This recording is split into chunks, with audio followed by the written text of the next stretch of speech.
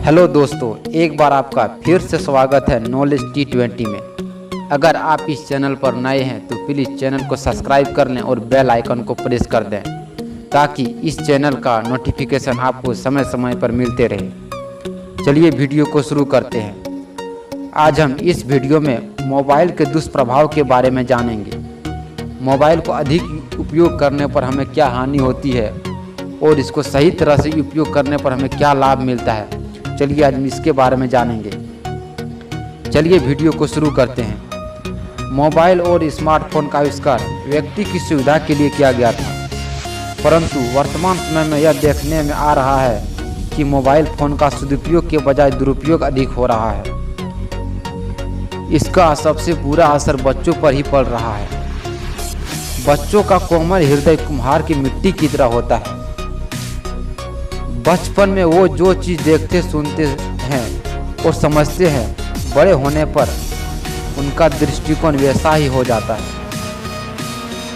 आपने सुना होगा कि किसी भी चीज़ की अधिकता अच्छी नहीं होती है, बेशक वह चीज़ बहुत अच्छी ही क्यों ना हो। मोबाइल के संदर्भ में भी यही बात है। मोबाइल का उपयोग एक सीमा तक ही करना चाहिए। इसका अधिकता उपयोग बच्चों को बहुत नुकसान पहुंचाता है। मोबाइल फ़ोन का दुष्प्रभाव। चलिए आगे देखते हैं मोबाइल फ़ोन को अधिक उपयोग करने पर हमें क्या हानि होती है। नंबर 1, बच्चों की सोच एवं समझ की क्षमता अवरुद्ध हो जाना, यानी कि बच्चे को जो है सोचने एवं समझने की क्षमता कम हो जाती है, क्योंकि मोबाइल का अधिक प्रयोग करने से हमारा मस्तिष्क सोचना बंद कर देता है और मोबाइल के माध्यम से हर जानकारी बिना परिश्रम के ही उपलब्ध हो जाता है, जिससे बच्चे अपना दिमाग का प्रयोग करना बंद कर देते हैं और उसका दिमाग धीरे धीरे स्थिर हो जाता है। नंबर 2, अनेक तरह की बीमारियां होना। मोबाइल का प्रयोग करते समय हाथ व उंगली का प्रयोग किया जाता है।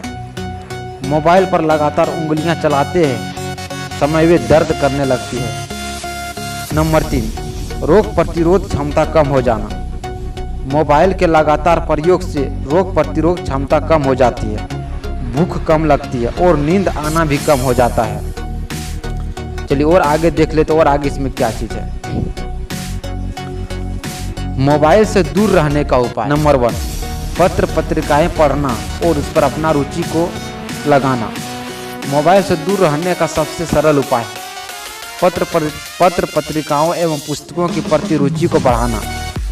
यदि आपको संगीत, बागवानी, नृत्य, योग, लेखन आदि का शौक है तो खाली समय में आप अपनी रुचि उसी में लगाएं।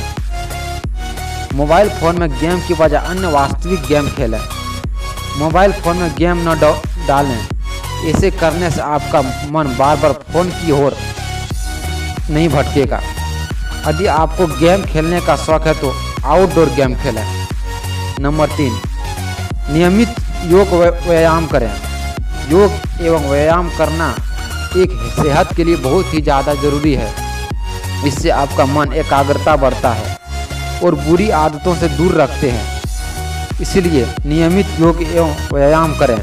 चलिए आज के लिए इतना ही रहने देते हैं। ये वीडियो आपको कैसा लगा प्लीज़ कमेंट में ज़रूर लिखें और अगर वीडियो आपको अच्छा लगा तो वीडियो को लाइक कर दें और चैनल को सब्सक्राइब कर लें। ठीक है, फिर मिलते हैं अगले वीडियो में। तब तक के लिए धन्यवाद। जय हिंद।